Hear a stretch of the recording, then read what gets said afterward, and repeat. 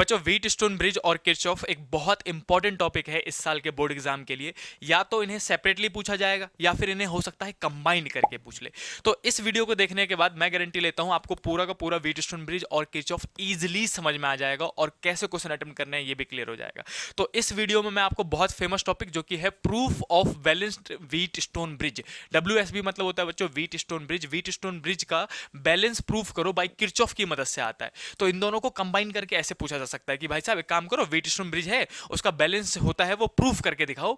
R1 upon में R2 equal to R3 upon में R4 होता है, ये प्रूफ करके दिखाओ with the help of Kirchhoff. तो अब हो गए दोनों टॉपिक कंबाइन। तो इस क्वेश्चन को कैसे अटेम्प्ट करना है आपको, तो मैं बच्चों को सबसे पहले बताना चाहता हूं किरचॉफ के बारे में। बच्चों को अगर किरचॉफ ही नहीं पता तो वो व्हीट स्टोन ब्रिज को कैसे बैलेंस करेंगे बताओ। तो मैं आपको जल्दी से बिल्कुल शॉर्ट, बिल्कुल कम टाइम लेते हुए आपको किरचॉफ बताता हूं। सटीक तरीका है ताकि आपको इजीली याद हो जाए। किरचॉफ में बच्चों दो ही रूल है। कितने रूल है? मैक्सिमम दो रूल। कॉपी पेन लेके बैठे रहना, जो कह रहा हूं लिखते रहना, आपको इजीली पूरा टॉपिक क्लियर हो जाएगा और आप इजीली बोर्ड के क्वेश्चन अटेम्प्ट कर पाओगे। देखो सबसे पहला बच्चा रूल है इसमें जिसका नाम है जंक्शन लॉ। जंक्शन लॉ मैं यहां पे लिख देता हूं, जंक्शन लॉ। Junction law. देखो बच्चों, जंक्शन लॉ की अगर मैं बात करूं, जंक्शन लॉ का ही दूसरा नाम करंट लॉ भी होता है। जंक्शन लॉ और करंट लॉ क्या कहता है कि मान लो कोई भी ऐसे करके ब्रांच बना रखा है, आपने सर्किट बना रखा है, रेजिस्टेंस लगा रखा है, कुछ भी ऐसे करके कर रखा है और कोई सा भी सर्किट है, तो किसी भी एक पॉइंट पे मान लो, इस वाले पॉइंट पे मान लो, अगर जितना करंट इस वाले पॉइंट पे आ रहा है उतना ही करंट जाएगा। जंक्शन लॉ या फिर करंट लॉ हमें क्या कहता है कि इनकमिंग करंट इजकल टू में आउटगोइंग करंट। अपने दिमाग में इतना फिट करना है बस। क्या कहता है, मान लो यहां से करंट आ रहा है I1 और यहां से करंट आ रहा है I2 और इधर की ओर जा रहा है I3, तो हम कहेंगे आने वाला करंट कौन कौन सा था? I1 और I2। जाने वाला करंट कौन सा है? I3। तो जो I3 है वो इन दोनों के सम के बराबर होगा। आने वाले दोनों को जोड़ दो, यानी कि I1 प्लस में I2 कर दो, आने वाला करंट इजकल टू तय है कि जाने वाले करंट के बराबर होगा I3। तो ये कहा था किसने? जंक्शन लॉ में। अगर कोई पूछे किस जिस पे बेस्ड है तो याद रखना कंजर्वेशन ऑफ चार्ज पे बेस्ड है। कंजर्वेशन ऑफ चार्ज याद कर लेना, ये बिल्कुल शॉर्ट नोट है, इससे ज्यादा शॉर्ट नोट आपको मिलेगा नहीं कहीं। तो मैं जंक्शन लॉ के बता चुका हूं आपको, कंजर्वेशन ऑफ चार्ज पे बेस्ड है। ये कहता है कि इनकमिंग करंट इजकल टू में आउटगोइंग करंट। अब दूसरा लॉ बच्चों इंपॉर्टेंट लॉ, दूसरा लॉ का नाम है, बस दो ही लॉ है, जितना मैं बता रहा हूं उतना ही याद होना चाहिए बस। तो बच्चों दूसरा लॉ जो है उसका नाम है वोल्ट लॉ। वोल्ट लॉ भी कहते हैं इसे और लूप लॉ भी कहते हैं, आप कुछ भी लिखो दोनों ही सही माने जाते हैं। तो वोल्ट लॉ और लूप लॉ में से जो नाम आपको याद रहे आप इजीली याद कर लो। देखो बच्चों, वोल्ट लॉ में क्या होता है कि मान लो फिर से कोई सर्किट है, हमने रैंडम कोई सर्किट बना दिया, एक दो सेल लगा दिए इसके अंदर ऐसे करके, रेजिस्टेंस बना दिए, फिर हमने लगा दिए सेल और यहां से ऐसे करके रेजिस्टेंस खींच दिया बीच में। आपने ऐसे मल्टीपल सर्किट्स देखे होंगे, किरचॉफ के हम बनाते हैं बच्चों। तो ये हमने कोई सा सर्किट बना दिया, ठीक। अब मैं क्या कहता हूं कि वोल्ट लॉ या फिर लूप लॉ, लूप लॉ कहता है कि किसी भी एक लूप में, किसी भी एक क्लोज्ड लूप में जाके अगर आप वोल्ट लॉ या फिर किरचॉफ लॉ अप्लाई करते हो तो नेट वोल्टेज हमेशा जीरो आएगा। क्या कहा था इस लॉ ने कि net voltage V net voltage V मतलब है बच्चों वोल्टेज, वी नेट जो होगा वो हमेशा जीरो आएगा। कैसे? अब मान लो कोई सा भी लूप है, देखो यहाँ पे कितने लूप दिख रहे हैं आपको? दो लूप। एक तो ये वाला लूप दिख रहा है, ट्रायंगुलर हो सकता है, रेक्टेंगुलर हो सकता है, किसी भी शेप में हो सकता है लूप। तो ये अपने पास पहला लूप था, ये अपने पास दूसरा लूप है ना, ऐसे करके इसको लूप कहते हैं जो क्लोज सर्कल होता है ना। अब मान लो आपने ए बी और सी वाला लूप लिया, ए बी सी वाला लूप लिया।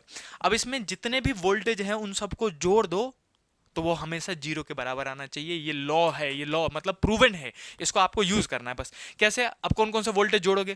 देखो एक तो जहां कहीं सेल आता है तो सेल का ईएमएफ आ जाता है। ईएमएफ होता है ना, 10 वोल्ट का सेल है, 8 वोल्ट का, कितने वोल्ट की बैटरी है? 20 वोल्ट की, 14 वोल्ट की बैटरी है ना। और दूसरा अगर कहीं रेजिस्टेंस आता है तो रेजिस्टेंस भी वोल्टेज खाता है, ये आपको पहले से पता है। कितना वोल्टेज खाता है रेजिस्टेंस? तो V इजकल टू में IR से निकाल दिया करो। जब भी कोई पूछे कि रेजिस्टेंस कितना वोल्ट ड्रॉप कराया, voltage drop across resistance, voltage ने कितना मतलब रेजिस्टेंस ने कितना वोल्टेज खाया, ये सब कैसे निकालते हैं बच्चों? ओम्स लॉ की मदद से निकालते हैं। वोल्टेज जो कि रेजिस्टेंस खाता है वो हम V equal to IR current into में रेजिस्टेंस से निकाल सकते हैं। तो मान लो आप कितने रेजिस्टेंस है, एक रेजिस्टेंस तो ये रहा, दूसरा रेजिस्टेंस ये रहा, तीसरा रेजिस्टेंस ये रहा, 3 रेजिस्टेंस है। तो 3 बार तो ओम्स लॉ लगाओगे, V equal to IR, V equal to IR। मान लो यहाँ वाला कि V1 वोल्टेज खा रहा है, यहाँ वाला V2 वोल्टेज खा रहा है, ये वाला V3 वोल्टेज खा रहा है। अब 3 वोल्टेज हो गए, एक तो रेजिस्टेंस की वजह से और एक वोल्टेज किसकी वजह से आएगा? सेल की वजह से। तो इस पूरे लूप में 4 वोल्टेज थे, एक सेल का था और 3 रेजिस्टेंस का था। इन सभी को जोड़ दो तो नेट वोल्टेज हमेशा जीरो आएगा, यानी कि V1 प्लस में V2 प्लस में V3 प्लस में EMF करूं तो वो हमेशा जीरो आएगा। लेकिन बच्चों अगर ये सारे प्लस में है तो जीरो कैसे आ सकता है? तो यहां पे लगता है बच्चों साइन कन्वेंशन, कि आप कब प्लस में लोगे और कब माइनस में लोगे। तो मैं आपको सीधे सीधे मतलब सटीक तरीका बता रहा हूं, जितना मैं बता रहा हूं उतना याद कर लेना। मैं सच्ची बता रहा हूं, किरचॉफ के क्वेश्चन सॉल्व होना स्टार्ट हो जाएंगे आपसे। सबसे पहला, अगर आपके पास सेल आया, कौन आया, मान लो सेल आया आपके रास्ते में, आप कहीं पे मूव कर रहे हो, जैसे ए से लेके बी तक की तरफ जा रहे हो, तो आपके रास्ते में सेल आया। अगर सेल आया तो आपके रास्ते में जो सेल आ रहा है उसका सेकंड प्लेट का साइन लेना है हमेशा। मान लो ये 8 वोल्ट की बैटरी थी, कितने वोल्ट की थी, 8 वोल्ट की। मैं कह रहा हूँ भैया आप ए से बी जा रहे हो, आप सर पता लूप में घूमोगे, मैं दिखाऊंगा। ए से बी जाते हैं, फिर बी से सी जाते हैं, फिर सी से ए आते हैं वापस, तो हम कहते हैं कि एक लूप कंप्लीट हो गया। अब जब आप ए से बी जा रहे थे तो पहले तो रेजिस्टेंस आया, फिर दूसरा कौन आ गया, सेल। अब मैं बात कर रहा था सेल की। अगर सेल का सेकंड प्लेट का साइन लेना, हमेशा हमेशा सेकंड प्लेट का साइन लेना बच्चों, याद ही कर लो। वैसे तो फर्स्ट प्लेट सेकंड प्लेट दोनों होता है, कंफ्यूज नहीं होना, जितना बता रहा हूँ उतना ही करना है। सेल का सेकंड प्लेट, सेकंड हमारी तरफ से, हम इधर से गए तो हमारे पास पहला प्लेट किसका आया था, पॉजिटिव का, दूसरा प्लेट किसका था, नेगेटिव का। तो जो वोल्टेज है वो हमेशा किस में लेना है, माइनस का 8 वोल्ट ले लूंगा। फॉर एग्जांपल अब इधर चलते हो आप, बी से लेके इधर तक आओ, एक एग्जांपल देके समझा रहा हूं, यहां से यहां जा रहे हैं हम, बी से जब इधर जा रहे हैं तो सबसे पहला प्लेट मैं इसको बना देता हूं नेगेटिव का, ऐसा दिखाता हूं। अब सी से लेके यहां तक हम जा रहे हैं, सी से लेके मान लो डी तक जा रहे हैं, तो हमारे पास फिर से सेल आया, पहला प्लेट किसका था, नेगेटिव का, लास्ट प्लेट देखो किसका है, पॉजिटिव का। तो हमेशा सेकंड प्लेट, सेल के लिए हमेशा सिर्फ 2 ही लाइन दिखाते हैं, मैंने यहाँ बहुत बैटरी बना रखी है इसलिए में। अब देखो ये मान लो सी टी डी गए, तो हमारे पास पहला प्लेट किसका आया, सी से जा रहे थे हम, सी से याद रखना, इधर से जा रहे थे तो पहला प्लेट नेगेटिव, दूसरा प्लेट किसका, पॉजिटिव का। हमें किसका साइन लेना है, पॉजिटिव का। दूसरा प्लेट का, हाँ या ना बोलो, तो इसका जो ईएमएफ होता है मैं किस में लेता, प्लस में। तो बस बेसिकली ये समझाना चाह रहा हूँ बच्चों कि हमेशा सेल के केस में आपके रास्ते में जो भी सेल आए उसका सेकंड प्लेट का साइन ले लेना, और जो भी ईएमएफ हो उसको सेकंड प्लेट में लिख देना। अगर वो प्लस का है तो प्लस का लिख दिया, माइनस का है तो माइनस में। उसके बाद बच्चों आता है, अगर बात करते हैं रेजिस्टेंस की, अब या तो रेजिस्टेंस आएगा आपके रास्ते में या फिर आएगा सेल। अगर रेजिस्टेंस आया तो रेजिस्टेंस के केस में क्या करोगे आप, सबसे पहले तो देखो, अगर आप करंट के डायरेक्शन में हो, करंट के डायरेक्शन में, करंट के डायरेक्शन में, करंट के डायरेक्शन में बच्चों हमेशा नेगेटिव लेना है। क्या लेना है, नेगेटिव। और दूसरा हो सकता है आप करंट के अपोजिट जा रहे हो, मैं यहां लिख देता हूं करंट के अपोजिट, अपोजिट जा रहे हो तो इसको हम कैसे लेंगे बच्चों, पॉजिटिव में लेंगे। मतलब अब मान लो कि आप इधर की तरफ जा रहे थे, मान लो आप ए से लेके बी की तरफ जा रहे थे, करंट भी उधर की तरफ ही है, ए टू बी, तो आप उसको हमेशा नेगेटिव में लोगे। वोल्टेज को V इक्वल टू IR लगाओगे ना, तो माइनस का IR लोगे। और मान लो आप जा रहे हो B से लेके C तक, नीचे की तरफ, और करंट आ रहा है ऊपर की तरफ, सर्किट में ऐसा बनता है कई बार, अभी मैं आपको करके दिखाऊंगा। तो आप नीचे की तरफ जा रहे हो, करंट आ रहा है ऊपर की तरफ, तो अपोजिट डायरेक्शन में हो गया, अपोजिट डायरेक्शन में हो गया, तो V इक्वल टू IR को जो लोगे, IR वो प्लस में लिया जाएगा। सेम डायरेक्शन में माइनस का IR, अपोजिट डायरेक्शन में प्लस का IR। अगर बच्चों आपको इतना पता है, it is much more enough कि आप किरचॉफ के सारे क्वेश्चन सॉल्व कर सको, और व्हीटस्टोन ब्रिज का इजीली प्रूफ आपको समझ में आ जाएगा। एक चीज और बता दे रहा हूं बच्चों यहाँ पे, कि जैसे मैंने आपको बताया जंक्शन लॉ जो है वो कंजर्वेशन ऑफ चार्ज पे बेस्ड होता है, तो वोल्ट लॉ या फिर लूप लॉ किस पे बेस्ड होता है, तो बच्चों मैंने लास्ट वीडियो में भी बताया था, फिर बता रहा हूं, कंजर्वेशन ऑफ एनर्जी पे बेस्ड होता है। ये याद रखना, एमसीक्यू में क्वेश्चन बन सकता है बच्चों। अब हम करेंगे प्रूफ ऑफ व्हीटस्टोन ब्रिज। ये तो हो गया किरचॉफ का समझाना, ये इंपॉर्टेंट पार्ट था बच्चों, इतना कॉपी में नोट कर लो, अभी वीडियो को पॉज करो और इतना लिख लो, इतना याद कर लो, रट लो। इसके बाद आप किरचॉफ के क्वेश्चन आप इजीली सॉल्व करना स्टार्ट कर सकते हो। 2-4 एग्जांपल देख के करना, फिर इसको देख के करना, आपको इजीली समझ में आ जाएगा।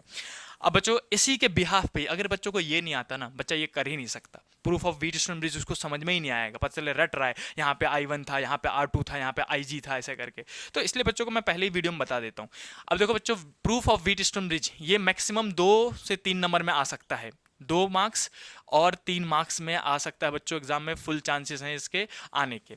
अब देखो बच्चों, प्रूफ ऑफ व्हीटस्टोन ब्रिज कैसे करोगे, सबसे पहले इसमें वेल लेवल डायग्राम बनना चाहिए। डायग्राम कैसे बनाओगे, ऐसे करके एक रेक्टेंगुलर शेप का डायग्राम बना लो बच्चों, जहाँ पे 4 रेजिस्टेंस लगा दो, एक रेजिस्टेंस, दूसरा रेजिस्टेंस एंड तीसरा रेजिस्टेंस एंड चौथा रेजिस्टेंस। जैसे जैसे बता रहा हूं बच्चों, वैसे वैसे कॉपी पेस्ट कर देना, आपके फुल नंबर आएंगे, इसमें एक नंबर भी नहीं कटेंगे फिर। अब यहाँ पे लगा दिया हमने छोटा सा बैटरी, और बैटरी के बाद लगाया स्विच, स्विच के बाद लगाया हमने सेलेक्ट सर्किट को किया कंप्लीट, और उसके बाद कर दो स्विच को ऑन। जैसे स्विच को ऑन करोगे बच्चों, आपको करंट दिखाना है, इसमें करंट जा रहा है, यहाँ पे करंट मान लो I आ रहा है, इसका वोल्टेज जरूर लिख देना, वो है V। वेल लेबल होना चाहिए, मतलब लेबलिंग होनी चाहिए। इस रेजिस्टेंस को हम R1 कह रहे हैं, इस रेजिस्टेंस को हम R2, इस रेजिस्टेंस को हम R3, इस रेजिस्टेंस को बच्चों हम R4 कह रहे हैं। 4 रेजिस्टेंस ले लिया। यहाँ पे बीच में जोड़ना है गैल्वेनोमीटर, G को गोले में दिखाते हुए, इसको हम गैल्वेनोमीटर कहते हैं। इसका रेजिस्टेंस आप लिख देना है यहाँ पर छोटा सा RG। RG मतलब है रेजिस्टेंस ऑफ गैल्वेनोमीटर। गैल्वेनोमीटर के अंदर भी रेजिस्टेंस होता है, वो हमने यहाँ पे मेंशन कर दिया। अब बात रही करंट बांटने की। देखो बच्चों, करंट कैसे बांटते हैं, इतना तो आप इजीली कर दोगे, R1 R2 R3 R4 और RG लगा दिया और बैटरी लगा दिया, करंट यहाँ तक दिखा दिया। इसके बाद आती है बच्चों करंट बांटने की बात, जो कि हम यहाँ से मान लो I जो है वो इधर की तरफ बटा। अब R1 में मान लो आपका I1 गया, कितना गया I1, नीचे आया आपका I2, I1 ऊपर गया, I2 जो I था वो 2 में बांट दो, अपने हिसाब से बांटना है, कोई रूल नहीं है, आप खुद ही बांटोगे कि हमारा यहाँ तक करंट I आया, फिर I1 ऊपर गया, I2 नीचे गया, हमारी मर्जी से। आप हर कोई लिख सकता है, इसको कोई दिक्कत नहीं है। यहाँ से जाने के बाद अब I1 जो है वो यहाँ तक जाएगा, इस वाले पॉइंट तक, और फिर 2 में बट जाएगा, ऐसे करके, है ना। एक करंट इसमें जाएगा, एक करंट इसमें। तो मान लो I1 में से यहाँ पे IG चला गया। IG क्यों लिया मैंने, नीचे गैल्वेनोमीटर था। RG में IG मान लिया, ये हमारे लिए नोटेशन है। और जो बचा खुचा होगा वो किस में चला जाएगा, इसमें। बताओ, यहाँ से I1 आया, इधर IG गया, तो यहाँ कितना बचा, I1 माइनस IG बचा ना। I1 में से घट के IG जो नीचे चला गया। अब देखो, यहाँ से IG नीचे की तरफ आ रहा है, यहाँ से I2 आ रहा था, है ना। इधर से I2 आ रहा था, ये रहा I2, और ऊपर से IG आया, दोनों मिल के जुड़ के इसमें चले जाएंगे। तो इस वाले करंट ब्रांच में कौन सा करंट गया, तो I2 प्लस में IG, ये कंबाइंड करंट गया। तो आपने करंट बांट दिया। अब एक लास्ट काम करने दो बच्चों, छोटा सा, जो कि है नामकरण करना, ABCD लिखना। आप तो वो तो बचपन से आता है अपने को। हमने नाम कर दिया हो, इसको A, इसको B, इसको C पॉइंट कह दो, और इसको D पॉइंट कह दो। नामकरण कर दिया ताकि हम किरचॉफ का लूप अप्लाई कर सकें। अब बच्चों, इसके बाद जैसे आप पहले वेल लेवल डायग्राम बनाते हो, आपके 1 नंबर तो यहीं कंफर्म हो गए। 2 नंबर का है तो अब 1 नंबर का प्रूफ बचा है, और 3 नंबर का है तो 1 नंबर आपको मिल चुका है, 2 नंबर का प्रूफ बचा हुआ है। चलिए भाई साहब, मैं आपको प्रूफ बताता हूँ, लिखते कैसे हैं, पूरा लिख लिख के दिखाऊंगा। इससे ज़्यादा आपको बिल्कुल नहीं लिखना बोर्ड एग्जाम में। मैं बोलूँगा सबसे पहले बाई अप्लाइंग, यहाँ पे लिखा जाएगा बच्चों बाई अप्लाइंग। अप्लाई कर रहे हैं हम KVL मतलब होता है बच्चों किरचॉफ वोल्ट लॉ, जो सेकंड लॉ था, किरचॉफ वोल्ट लॉ। आप ऐसे लिखोगे KVL इन लूप कौन सा, लूप का नाम लिखने में गलती मत करना, आधे नंबर काट लेते कई बार, डिपेंड करता है कौन सा टीचर चेक कर रहा है और टीचर का मूड कैसा जो उस दिन चेक कर रहे हैं। अब मान लो हम पहला कितने लूप दिख रहे हैं हमें, एक तो ये वाला लूप दिख रहा है, एक ये वाला ट्रायंगल दिख रहा है ना, दोनों ट्रायंगल में लगाएंगे। पहले A B D A, वापस A तक आना पड़ता है नाम लिखते समय, ABDA, ये लूप हुआ कंप्लीट। बच्चे क्या करते हैं, ABC लिख देते हैं। भाई साहब ABD या फिर ABC तो एंगल है, लूप थोड़ी ना है। यहाँ पे भी नंबर करते हैं, 12th क्लास के बच्चों को ये नहीं पता कि लूप कैसे लिखते हैं और एंगल कैसे लिखते हैं, यहाँ पे गलती हो जाती है। इसलिए मैंने आपको बता दिया, आपकी गलती नहीं होगी भाई साहब। देखो, अब A से लेके B से लेके D से लेके A वापस गए, हमने यहाँ पे लिख दिया। इसके बाद आप अप्लाई करोगे KVL, मैं इसको अंडरलाइन कर देता हूँ। देखो, अब A से B जा रहे हैं, A से B जा रहे हैं, तो सबसे पहले कौन है, रेजिस्टेंस में हमें वोल्टेज कैसे निकालते हैं, ओम्स लॉ की मदद से, V = IR लगा के। तो मैं लगाऊंगा IR, I कितना है, I1, रेजिस्टेंस कितना है, R1। कौन सा करंट था, I1 करंट था, रेजिस्टेंस कौन था, I1 था, R1 था, सॉरी। तो हम लिखेंगे यहाँ पे V = वोल्टेज = IR, यहाँ पे IR लूंगा, यहाँ पे IR लूंगा, यहाँ पे IR लूंगा, हर जगह IR लिया जाएगा वोल्टेज की जगह में। अब IR प्लस में लेना है या माइनस में, मैंने आपको पहले बता दिया था। अगर करंट के डायरेक्शन में हो तो माइनस में, और करंट के अपोजिट हो तो प्लस में। हम जा रहे हैं A से लेके B की तरफ, हम तो ऐसे घूम रहे हैं, है ना। आप कई बार ऐसे लूप भी दिखा दिया करो कि आप कैसे घूम रहे हो। हम ऐसे घूमे ABDA, तो यहाँ पे लूप दिखा दिया डायग्राम। कंपलसरी होता है, वैसे तो हम बच्चों को कहते हैं कंपलसरी है, क्यों छोटे मोटे मिस्टेक करने हैं ना, तो ये भी बना के दिया करो। तो A से लेके B तक हम जा रहे थे, हमें आया IR, तो हम ऊपर की तरफ जा रहे हैं, करंट भी ऊपर की जा रहा है, सेम डायरेक्शन हो गया हमारा और करंट का, तो इसलिए हम माइनस का I1 R1 लेंगे। अभी समझ में आ जाएगा, नहीं समझ में चिंता नहीं करना। अब दूसरा देखो, अब हम जाएंगे A से B में तो चले गए, एक रेजिस्टेंस आया और कोई आया नहीं। B से लेके D तक में जा रहे थे, जब हम B से D जा रहे हैं बच्चों, कौन आया, फिर से रेजिस्टेंस आया। क्या कह रहे हो सर, गैल्वेनोमीटर। अरे गैल्वेनोमीटर के अंदर रेजिस्टेंस ना है, रेजिस्टेंस देखेंगे हम तो। जब B से लेके D तक जा रहा है तो फिर से रेजिस्टेंस आया, रेजिस्टेंस कितना आया, RG। तो हम वोल्टेज कैसे निकालेंगे भैया, IR करके, V = IR। तो I कौन सा है, IG, रेजिस्टेंस कौन सा है, RG, तो IG RG लिखेंगे वोल्टेज की जगह में। अब फिर से हम नीचे जा रहे हैं, करंट भी नीचे जा रहा है, बदतमीज देख रहे हो, हम भी नीचे, करंट भी नीचे, IG वाला करंट तो नीचे है ना, तो हम भी नीचे और करंट भी नीचे, सेम डायरेक्शन का केस बना बच्चों। सेम डायरेक्शन में फिर से किस में लेंगे, माइनस में, IG और RG वाला था इस बार, क्लियर। अब हम पहुंचे D पे, D से बच्चों हम जाएंगे A की तरफ। अब D से A की तरफ जाएंगे तो हम तो जा रहे हैं ऊपर की तरफ, और देखो I2 किधर आ रहा है, नीचे की तरफ। यहाँ पे अपोजिट डायरेक्शन हुआ, तो अब हम लेंगे प्लस में।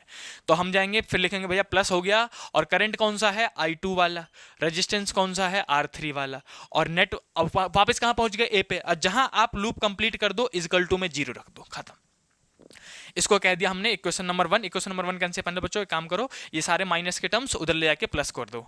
तो मैं यहां से लिख सकता हूं कि सीधे सीधे इसको प्लस लिख दे रहा हूं, घबराना मत। I1 R1 प्लस में IG RG इजकल टू में I2R3। कैसे किया मैंने, इसको इधर लेके गया, माइनस हो गया, माइनस कॉमन लेके काट दिया, या फिर आप इसको इधर लेके जा सकते हो, माइनस वाला टर्म इधर है, इजकल टू को सट जाएगा तो प्लस का हो जाएगा। तो आप इसको डायरेक्टली लिख सकते हो, इक्वेशन नंबर 1 कह दो अब इसको। बच्चों दूसरा फिर से अप्लाई करेंगे बाई अप्लाइंग KVL। पहले लूप में तो हो गया, अब दूसरे लूप में अप्लाई करने की बात है। By applying KVL in loop, loop का नाम बताओ, दूसरे लूप का नाम जल्दी से देख के बच्चों क्या लिखोगे, BCDB ऐसे लिख सकते हो, हाँ, या फिर ऐसे लिख सकते हो BDCB। ऐसे घूम लो, ऐसे घूम लो, आपकी इच्छा होती है, बिल्कुल टोटली डिपेंडिंग ऑन यू। बस इक्वेशन चेक करते हैं टीचर की इक्वेशन सेम बना कि नहीं। फाइनल इक्वेशन सबका सेम ही बनेगा, चाहे आप क्लॉकवाइज घूम लो चाहे एंटी क्लॉकवाइज घूम लो, किरचॉफ में फाइनल इक्वेशन सेम ही बनना है सबका, ये बात तय है। अब देखो मैं घूमना चाहता हूँ ऐसे करके क्लॉकवाइज, तो मैं B से लेकर C तक जाऊंगा और फिर D तक जाऊंगा, फिर B तक जाऊंगा, इसलिए मैं लूप का नाम लिखूंगा BCDB। ठीक है, अब इस लूप में अप्लाई कर दो। हम अप्लाई करेंगे फिर से, हम जा रहे हैं B से लेकर C तक। अब हम B से लेके बच्चों C तक जा रहे हैं, तो हमारे पास फिर से रेजिस्टेंस आया, फिर से IR लगाना पड़ेगा, हम भी नीचे की तरफ और करंट भी नीचे की तरफ जा रहे हैं। करंट कितना है, I माइनस IG, तो पूरा करंट लेना, घबराना मत। I1 माइनस IG, ये हो गया करंट, इनटू में रेजिस्टेंस कौन सा था, R2 वाला, और हम नीचे जा रहे थे, करंट भी नीचे जा रहा था, सेम डायरेक्शन का केस हुआ, इसलिए यहाँ पे माइनस लेना पड़ेगा, माइनस। ठीक है, अब नीचे आ जाओ बच्चों C पे, C से लेके आप जाएंगे D तक, फिर से रेजिस्टेंस आया, तो फिर से IR, I कौन सा है, I2 IG। अब देखो हम जा रहे हैं नीचे और करंट किधर जा रहा है, ऊपर, तो अब इस बार लेंगे प्लस में, अपोजिट डायरेक्शन के केस में प्लस। अब करंट कौन सा था बच्चों, I2 IG, और रेजिस्टेंस कौन सा था, ये वाला R4। फिर हम पहुंचे D से लेके जाएंगे B में फिर से गैल्वेनोमीटर आएगा, गैल्वेनोमीटर में फिर से करंट रेजिस्टेंस है, और रेजिस्टेंस का फिर से लिखा जाएगा, कितना लिखा जाएगा बच्चों, तो देखो अब पहले देख लो प्लस की माइनस। हम जा रहे हैं D से B ऊपर की तरफ, करंट किधर आ रहा है, नीचे की तरफ, अपोजिट डायरेक्शन का केस प्लस लिया जाएगा, IG और रेजिस्टेंस कौन सा था, RG, और फाइनली पहुंच गए अपने पॉइंट पे, तो इक्वल टू 0 रख दो। अब बच्चों देखो इस ब्रैकेट को खोलना पड़ेगा आपको, ब्रैकेट को खोल के इक्वेशन को सॉल्व करो पहले। जैसे मैं ब्रैकेट खोलूंगा तो ये माइनस का I1 R2 हो जाएगा, फिर ये माइनस माइनस प्लस का IG R2 हो जाएगा। तो मैं यहाँ पे लिख रहा हूँ, देखो बच्चों, माइनस I1 R2 माइनस का I1 R2। ठीक है, ये माइनस अंदर गया तो ये प्लस का हो जाएगा, तो प्लस का IG R2 था बच्चों, ये एक मिनट, I2। अब प्लस यहाँ तक तो सॉल्व हो गया, फिर से अब इधर तो प्लस ही है, ब्रैकेट खोल के दोनों से मल्टीप्लाई कर दो, तो हम इसको लिखेंगे I2 R4, तो बच्चों यहाँ पे लिखेंगे I2 R4, और यहाँ पे इसको मल्टीप्लाई करोगे तो आप ये आएगा IG R4, घबराना नहीं, बिल्कुल बेसिक मैथ है, और प्लस में IG RG, और इक्वल टू में 0 था। ठीक है, फिर से इस माइनस वाले को उधर भगा दो और सबको प्लस में लिख दो, तो मैं लिखूंगा IGR2, या फिर मैं इसको इधर ही रखता हूँ, सबको पता है कि मैं बराबर रख सकता हूँ, तो I1 जो ये वाला है उसको उधर भेज दिया, मान लो उसको इधर भेज दो, ना बच्चे कंफ्यूज हो जाते हैं कई बार, तो मैं लिख दूंगा IGR2 बचेगा, इधर वाले सारे प्लस वाले इधर रखूंगा और माइनस वाले को उधर भगा दूंगा, माइनस वाला उधर जाके इक्वल टू के साथ जाके प्लस का हो जाएगा।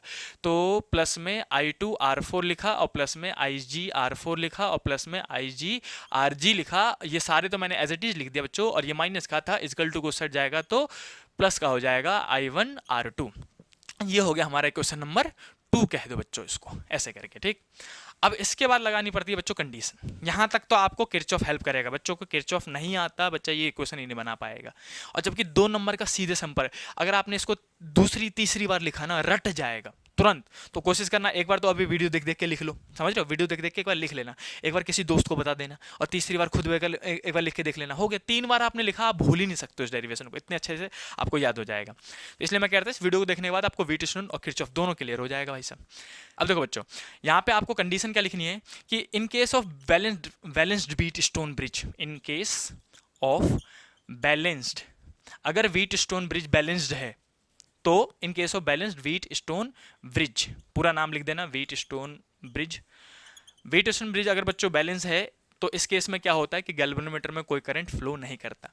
व्हीटस्टोन ब्रिज को बैलेंस माना ही तब जाता है जब उसमें गैल्वेनोमीटर में करंट कितना आ रहा हो, 0। जब गैल्वेनोमीटर कोई डिफ्लेक्शन ना दिखा रहा हो, उसमें कोई करंट नहीं फ्लो कर रहा हो, तभी जाके व्हीटस्टोन ब्रिज को बैलेंस माना जाता है। तो हम लिखेंगे कि in case of balanced Wheatstone bridge, अगर वो बैलेंस्ड है असलियत में, तो no current should flow in galvanometer, no current should flow in galvanometer, galvanometer में कोई करंट फ्लो नहीं करना चाहिए। देयरफॉर हमें पता है कि गैल्वेनोमीटर में कौन सा करंट लिया था, IG, तो आई जी शुड बिकम इक्वल टू 0। आई जी हमारे हिसाब से 0 होना चाहिए, तभी जाके व्हीटस्टोन ब्रिज बैलेंस माना जाएगा। ये कंडीशन याद कर लो। अब जैसे ही आई जी 0 होगा तो from equation number 1 and 2, from equation number 1 and 2 दोनों में, इक्वेशन 1 और 2 दोनों में जाके आई जी को 0 रख दो। आई जी वाला टर्म को हटा ही दो सीधे सीधे। जैसे इक्वेशन 1 देखो, ये रहा इक्वेशन 1। इसमें आई जी आर जी आ रहा है, ये आई जी आर जी था, सॉरी बच्चों, ये आई जी आर जी था। अब इसमें आई जी आर जी आ रहा है, तो आई जी हो लिया 0। हमारे हिसाब से आई जी कितना होना चाहिए? 0। तो इस पूरे टर्म को हटा दो, 0 काट के बस ये वाला टर्म और ये वाला टर्म लिख दो। तो हम यहाँ लिखेंगे from equation number 1 and 2। Equation 1 से हमें क्या समझ में आया कि I1 R1 ये तो पूरा 0 हो लिया, इजकल टू में I2 R3, इक्वेशन नंबर 3 कह दिया इसको हमने, ठीक है। इक्वेशन 1 से इक्वेशन 3 डिराइव करा। अब इक्वेशन 2, ये रहा इक्वेशन नंबर 2, दिख रहा है बच्चों। इस इक्वेशन 2 में जाके जहां जहां IG है उस टर्म को हटा दो, क्योंकि हमारे हिसाब से IG 0 होना चाहिए, तभी जाके व्हीटस्टोन ब्रिज बैलेंस्ड होगा। तो अब ये वाला IG था 0 इंटू में R2, अब तो IG की जगह मैं 0 रखूंगा, तो IG इंटू में R2 की जगह मतलब 0 इंटू में R2, ये हो जाएगा 0। ये नहीं लिखूंगा, ये भी नहीं लिखूंगा, ये भी नहीं लिखूंगा, ये 3 टर्म काट के हटा दिया। बच्चा क्या यहाँ पे बच्चों? I2 R4 को देखो बच्चों, अब इधर मैं लिख ही देता हूँ I2 R4, और इधर क्या बच्चा बच्चों? इजकल टू में I1 R2। अब इसको मैं सिंप्लीफाई, देखो सिंपल सी बात है, 1 वाला इधर और 2 वाला इधर है ना, तो इसको ऐसे करके फ्लिप करके भी लिख सकता हूँ। तो मैं 1 वाले को इधर लिखूंगा I1 R2, और इस वाले को इधर लिख दूंगा। क्यों लिख रहा हूँ बच्चों ऐसा? आप चाहो तो नहीं भी लिखोगे तो भी कोई दिक्कत नहीं है, लेकिन मैं जानबूझ के लिख रहा हूँ ताकि मुझे इक्वेशन नंबर इसको 4 कह दे रहा हूँ। अब इक्वेशन 3 इक्वेशन 4 को डिवाइड कर सकता हूँ, I1 के साइड I1 आ गया, I2 के साइड I2 आ गया, इसलिए मैं इसको लिख रहा था ऐसे करके। आप इसको फ्लिप करके लिख देना, ठीक है। अब जैसे ही आपको ये इक्वेशन आएगा, दोनों को डिवाइड कर दो by dividing equation number 3 and 4। Equation आ जाएगा आपके पास, इक्वेशन नंबर 3 एंड 4 को डिवाइड कर दो, इजिली आंसर निकल जाएगा। देखो बच्चों, मैं इन दोनों को डिवाइड करूंगा, I1 R1 अपॉन में इसका LHS, अपॉन में इसका LHS I1 R2 is equal to में यहाँ पे क्या आएगा बच्चों? I2 R3 अपॉन में यहाँ पे क्या आएगा? I2 R4। अब I1 से I1 जाएगा, I2 से I2 जाएगा, हमारे पास कंडीशन आ जाएगी R1 अपॉन में R2 इजकल टू में R3 अपॉन में R4, और ये हमारा बैलेंस व्हीटस्टोन ब्रिज का हेंस प्रूव लिख के आप आंसर कर दोगे, खत्म, प्रूव्ड। तो बच्चों ये था पूरा किरचॉफ। आप चाहो तो जल्दी से स्क्रीनशॉट ले लो, हर कोई बच्चा स्क्रीनशॉट ले ले, और जल्दी से आज ही एक बार प्रैक्टिस करके बच्चों जरूर देख लेना। आज अगर आपने इसको प्रैक्टिस कर लिया, आपको इजीली समझ में आ जाएगा, और 3 नंबर का क्वेश्चन आपने बोर्ड के लिए प्रिपेयर कर लिया। देखो बच्चों, मैं पूरी कोशिश करता हूँ कि बच्चे के पास इजी वे में कंटेंट डिलीवर होए। देखो फिजिक्स आसान सब्जेक्ट है, डिपेंड करता है कि कितना इंटरेस्टिंगली उसको समझाया जा रहा है, कितना कीन होकर उसको समझाया जा रहा है। मैंने देखो जानबूझ के बच्चों आपको सबसे पहले किरचॉफ के रूल बताए, ताकि अगर बच्चों को किरचॉफ का रूल पता होगा तो ही तो वो इक्वेशंस बना पाएगा ना। और इक्वेशंस बन गए एक बार तो फिर तो बेसिक मैथ है, कंडीशन लिखनी है, IG 0 करना है, और फिर जहां IG 0 हुआ दोनों इक्वेशन को डिवाइड कर दो, आंसर निकल जाता है। किरचॉफ का रूल अप्लाई करो दोनों सर्किट में। लिखना कैसे है ये भी बताया, 2 इक्वेशन बनेंगी, फिर आपको लिखना है कि IG should be equal to 0, IG दोनों में जाके 0 कर दो, 2 इक्वेशन निकलेगी, दोनों को कर दो डिवाइड, अपने आप इजी वे में आंसर निकल जाता है। तो इसको बच्चों को लिख के देख लेना, और भी कोई सा भी टॉपिक में आपको डाउट होता है आप सीधे कमेंट करो LC विज्ञान के चैनल पे, मैं बच्चों पूरी तरफ से हेल्प करूंगा। जितने वीडियोस आप कहोगे उतने वीडियोस मैं बना के अपलोड करता रहूंगा। बस आप लिख के प्रैक्टिस करते रहना, और पूरी जी जान लगा दो, ताकि आपके इजीली 90+ स्कोर हो जाए, उसमें कोई डाउट वाली बात ही ना रहे। चलो मिलते हैं बच्चों नेक्स्ट वीडियो में, तब तक के लिए bye bye, tata, see you.